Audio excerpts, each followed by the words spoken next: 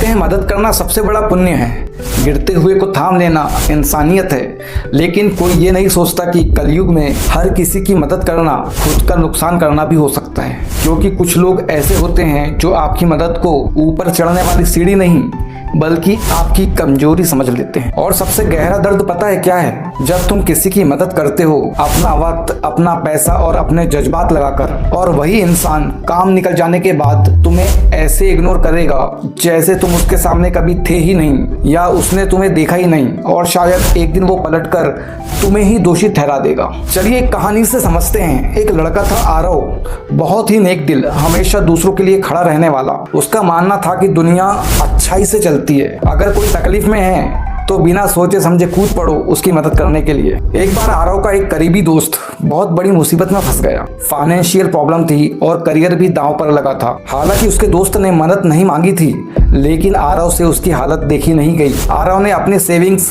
उसे दे दी, रातों की अपनी नींद खराब करके उसका काम संभाला।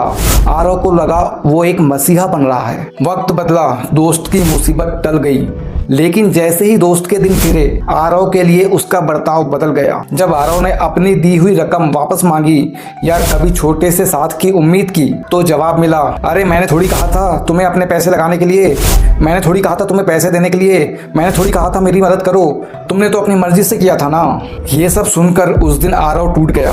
उसे समझ नहीं आया कि जिसके लिए उसने सब कुछ किया वो इतना कड़वा कैसे हो गया। अब ध्यान से सुनना, यहाँ आती है असली गहरी साइकोलॉजी। लोग मदद लेने के बाद मदद करने वाले को ही नीचा क्यों दिखाते हैं या उससे दूरी क्यों बना लेते हैं? साइकोलॉजी कहती है कि इंसान को एहसान के नीचे दबे रहना पसंद नहीं है।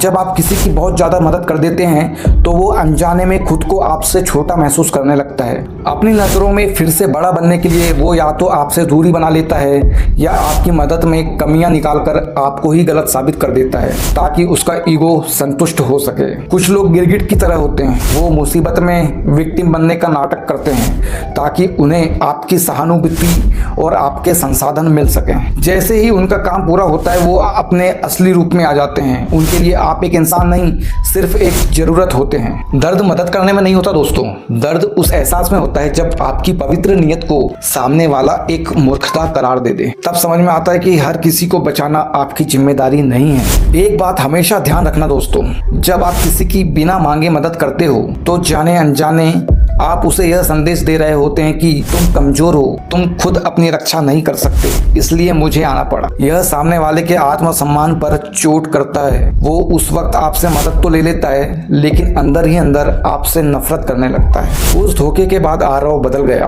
उसने एक बात गांठ बांध ली, मैं इंसानियत नहीं छोड़ूंगा लेकिन बेवकूफ़ी भी नहीं करूंगा।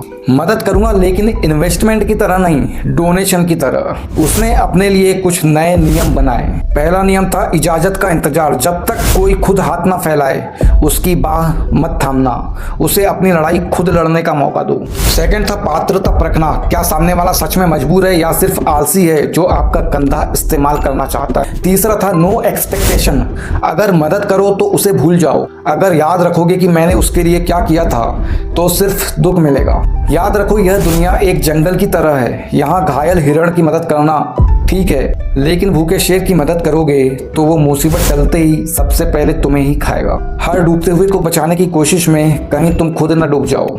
मदद हमेशा डिजर्विंग इंसान की करो, भीड़ की नहीं, क्योंकि कद्र सिर्फ जरूरत की होती है और इंसान का असली रूप जरूरत पूरी होने के बाद ही शुरू होता है। वीडियो अच्छी लगी हो तो वीडियो को लाइक और चैनल को सब्सक्राइब जरूर करना। मिलते हैं अगली वीडियो में। जय हिंद।